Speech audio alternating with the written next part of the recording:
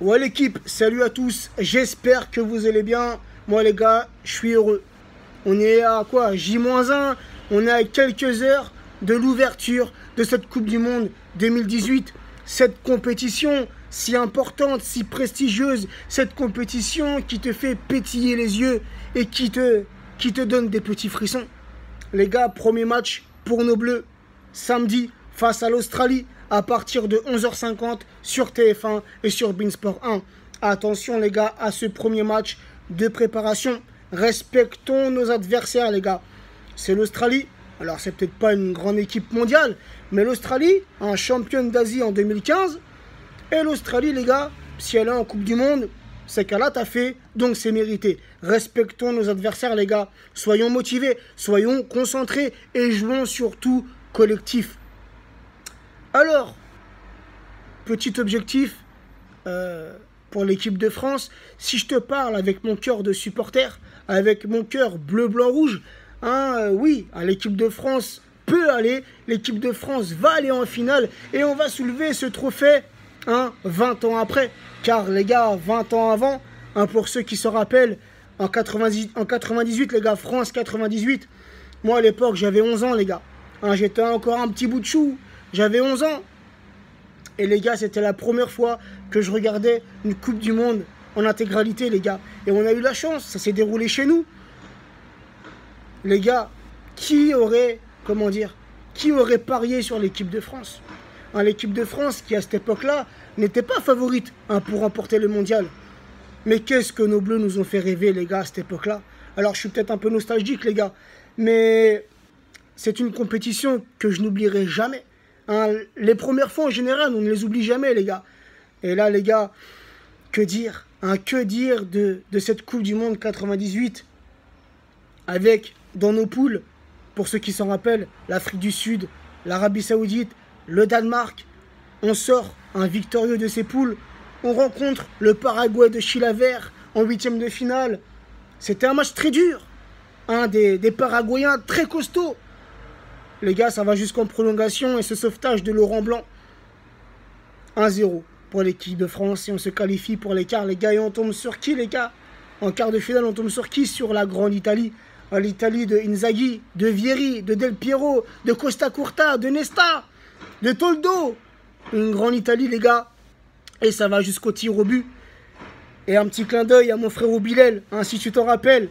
On était jeunes à cette époque-là, on était en vacances à Saint-Hilaire. Et les gars se tirent sur la barre de Di Biagio qui envoie la France en demi-finale. Pour te dire qu'on a sauté tout habillé dans la piscine. Et ouais les gars, je vous en parle. T'as vu, je suis un peu ému, j'ai des frissons les gars. Mais tout ça, c'est des souvenirs qui resteront les gars. Et cette demi-finale qui avait mal commencé pour l'équipe de France. Avec une très bonne équipe croate. Des Croates qui avaient fait une Coupe du Monde fabuleuse. Et ce numéro 9, Davor Šuker les gars.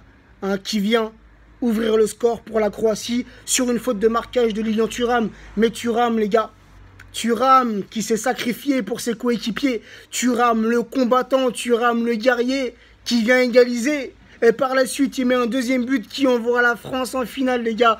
Et cette finale rêvée contre ce grand Brésil. Ce Brésil de Ronaldo, de Dunga, d'Enilson, Rivaldo, Romario. Les gars, c'était le grand Brésil, champion du monde en titre. Eux qui avaient été champions du monde en 94, qui remettaient leur titre en jeu, les gars. Et nous, une équipe de France qui n'était, comme je l'ai dit tout à l'heure, pas favorite pour ce mondial. Mais cette équipe de France, les gars, qui était solide. Cette équipe de France qui s'aimait. Et vous l'avez vu dans les reportages qui sont passés dernièrement sur France 98. Ce collectif, cet amour qu'il y avait entre tous ces Français, les gars. Et cette solidarité, les gars, qui a fait que l'équipe de France a été jusqu'au bout de cette compétition. Et cette finale, les gars, ce zizou national, les gars, doublé. 2 buts de la tête sur corner. Et ce but d'Emmanuel Petit qui vient éteindre, les gars, tous les espoirs brésiliens. En même temps, c'était vers la fin du match, donc il n'y avait plus trop d'espoir côté brésilien. Mais ce troisième but, les gars, qui nous délivre. Et cette Coupe du Monde, la première Coupe du Monde pour l'équipe de France. Je vous ai fait un petit récapitulatif, les gars, un petit retour en arrière, mais c'est essentiel pour moi. Et j'espère qu'on revivra cette même chose 20 ans après. On le peut, les gars. On a l'effectif pour, on a les joueurs pour, hein, on a la jeunesse, on a Mbappé, Dembélé, la rapidité, t'as Lemar, Griezmann, Fekir. Peut-être le seul bémol qu'il faudrait vraiment rectifier côté français, les deux bémols, offensivement les gars, il faut concrétiser. Offensivement les gars, il faut que ça finisse au fond des filets. Il ne faut pas 36 000 occasions, comme on a pu le voir lors des matchs de préparation. Non.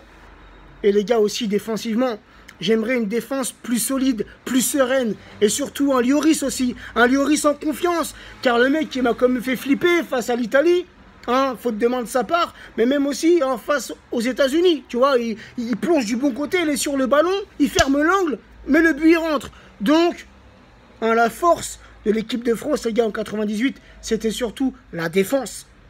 Lizarazu, Desailly, Leboeuf, Blanc, Thuram, Candela et ce portier, les gars, Fabien Barthez. Donc, les gars, à nos jeunes Français, nos Bleus, les gars, prenez exemple sur vos ancêtres, sur les anciens.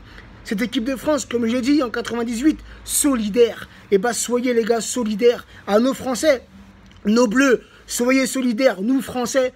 Il y en a, ils ont eu la chance de faire le déplacement jusqu'en Russie. Mais sinon, le peuple français ici en France, on sera derrière vous. Donc, s'il vous plaît, faites-nous rêver. Allez jusqu'au bout de cette compétition. Là, je t'ai parlé avec mon cœur de supporter. Mais si je reste objectif et un peu plus lucide pour cette Coupe du Monde, si au moins la France s'arrête en demi-finale, ça sera un très beau parcours. N'oublions pas, il y a l'Allemagne, un champion du monde en titre, une grosse équipe allemande, une grosse équipe du Brésil, une grosse équipe d'Espagne, une bonne équipe du Portugal, championne d'Europe en titre. Donc les gars, il y aura aussi sûrement des surprises pendant cette Coupe du Monde. Il y a les Islandais, eux qui ont fait un beau parcours européen. Donc les gars, respectons nos adversaires, respectons toutes ces nations qui sont dans cette Coupe du Monde, car c'est mérité. Donc voilà l'équipe, n'hésitez pas en commentaire à me donner votre petit prono pour le match face à l'Australie, mais aussi à me donner l'objectif que vous avez fixé à l'équipe de France. Concernant mon prono, vous avez eu mon objectif côté français. Concernant mon prono face à l'Australie, s'il te plaît Dédé, si on peut repasser dans un système de 4-3-3 avec l'attaque de feu, avec la rapidité, cette attaque qui avait très bien fonctionné et qui m'avait beaucoup plu face à l'Italie, Griezmann en pointe, Dembélé et Mbappé sur les ailes. Il faut la rapidité, il faut la technicité. Donc voilà. Et mon petit prono, pour finir, parce que là ça fait quand même 8 minutes pour un avant-match, ça fait un peu long. Bref, mon petit prono, je vois bien un petit 3-0 pour l'équipe de France face à l'Australie. Et concernant le débrief, les gars, pour samedi, vu que samedi je travaille de 9h à 18h, donc c'est un peu compliqué malgré qu'à la télé, on essaiera de jeter un coup d'œil, mais le match, je vais l'enregistrer une fois rentré à la maison, je le regarderai à tête reposée, même si avant ça, bien sûr, je serai au courant du score.